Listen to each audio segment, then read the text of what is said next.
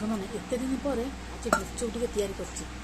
ଯାଉଛି ଦାବିକି ଖାଇଦେବି ଆଜି।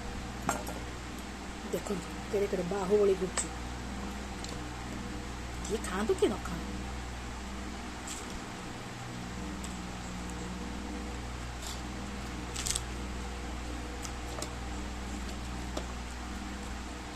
ତମେ ଖାଇବ ନା ନାହିଁ? ନ ଖାଇଲେ ନାହିଁ, ମୁଁ ଖାଇଦେଉଛି।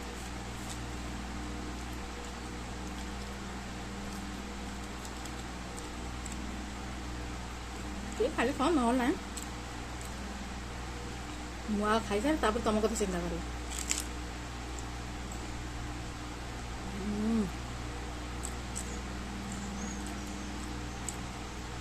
ପୁରା ଟେଷ୍ଟ ଜମି ହେଇଛି।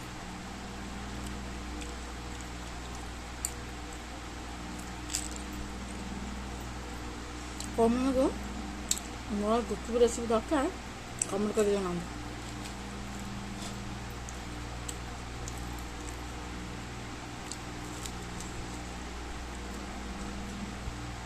ଏତେ ବଡ଼ ଗୁପଚୁପ୍ ଯେ 10 ଥର ଖାଲି ପାଟିରୁ ହାତରୁ ସରିବନି। କହୁଛି ପାଟିରୁ ସରିବନି।